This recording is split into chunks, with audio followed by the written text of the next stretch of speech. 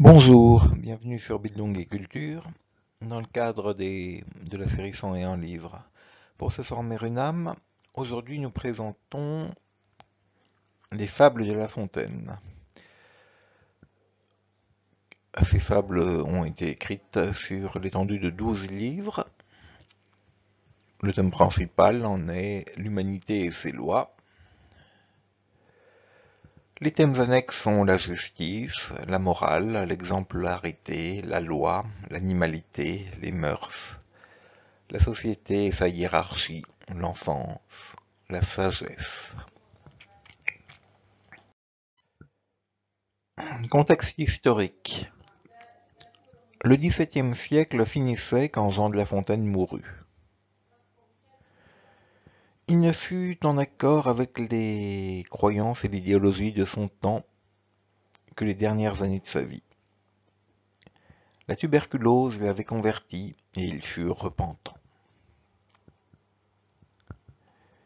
Mais de quoi fut-il repentant, sinon d'avoir adhéré au matérialisme de Gassendi et d'avoir raillé René Descartes, l'auteur de la thèse des animaux-machines.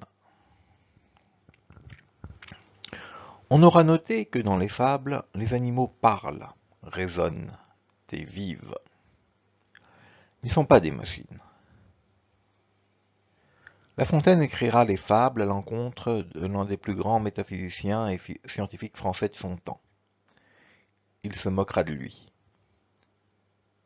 Mais cela n'a pas d'importance. La postérité reconnaîtra en La Fontaine une intelligence exquise et éclairée. Diderot verra dans l'auteur des fables l'un de ses alliés du XVIIe siècle. Car le matérialisme n'est justement pas mécanisme. La bête n'est pas comme une machine, mais elle est habitée par une signification.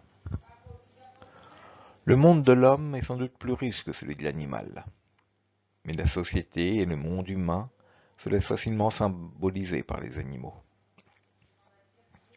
Ce symbolisme où tout est là est porté par les fables. Cruelles dans leur morale, bien souvent, par exemple elles disent tout flatteur vit au dépend de celui qui l'écoute, la raison du plus fort est toujours la meilleure. Elles sont également réalistes, toujours, tant va la cruche à l'eau qu'à la fin elle se casse. Un matérialisme triste sans doute, puisqu'il incline les hommes à la défaite à ce qu'il semble, mais matérialisme joyeux aussi, parce qu'il nous montre la diversité et la richesse d'un monde dont il nous représente les lois. Pourquoi lire ces fables aujourd'hui? Question d'écolier et réponse d'écolier. Parce que l'instituteur nous a dit d'apprendre la poésie. Mais pourrait-on demander, s'agit-il de poésie ou de prose? La Fontaine nous offre le roman du monde, sous forme versifiée. Chaque fable fonctionne comme un kaléidoscope. Les petits losanges qui le composent forment une nouvelle structure, mais renvoient toujours à la même société. Cette sorte d'éternel retour du même, unissant la variété du monde et son caractère éternel, apparaît centrale dans les fables. La question de l'animal est au cœur du matérialisme, et elle pose la question de l'âme humaine. La Fontaine produit un vibrant plaidoyer réhabilitant les bêtes. Il dit « J'attribuerai à l'animal non point une raison selon notre manière, mais beaucoup plus aussi qu'un aveugle ressort. » Dit la fable Les deux rats, le renard et l'œuf. La question est cruciale pour l'écriture même du texte. On ne peut symboliser avec une simple mécanique. Et toutes les fables de La Fontaine ont une valeur symbolique. Il faut de ce fait appliquer au matérialisme de La Fontaine les règles qu'on applique au pire ennemi du matérialisme, l'écriture sacrée. On sait que depuis Origène, l'écriture peut être interprétée en 4 sens. Sens littéral, sens allégorique, sens moral, le sens anagogique ou mystique. On peut dire s'il y a un sens mystique dans les fables. Sur cette question, chacun verra midi à sa porte. On sait en revanche que le sens littéral en est généralement absent. Les animaux qui parlent semblent ne pas pouvoir avoir existé.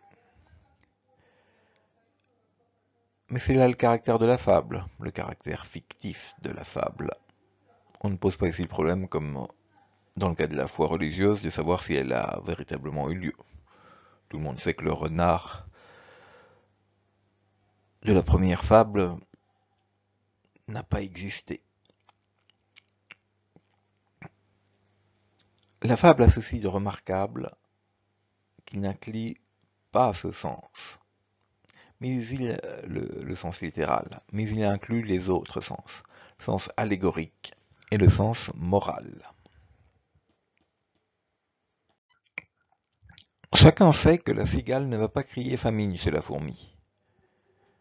Mais chacun sait également que celui qui travaille et épargne est mieux armé en cas de coup dur que celui qui s'est montré désinvolte et paresseux les jours heureux. Il est remarquable que les fables trouvent une application dans l'actualité de toutes les époques. Non parce que les conclusions d'histoire se répètent nécessairement, mais parce que les termes des problèmes restent inlassablement les mêmes. Ainsi, on s'aperçoit que les doléances de l'Italie à l'égard de l'Allemagne en cette période ressemblent à celles de la fable La cigale et la fourmi. Cela ne signifie naturellement pas que l'issue sera la même. Cela signifie simplement que les contours du problème sont étonnamment similaires. Il est probable que le refus du mécanisme cartésien par La Fontaine entraînait à ses yeux une liberté vis-à-vis des lois qu'il exposait. Mais cela n'empêche pas de voir que bien souvent il avait vu juste. Dans un cas donné, la probabilité que la morale de la fable se réalise est toujours très grande.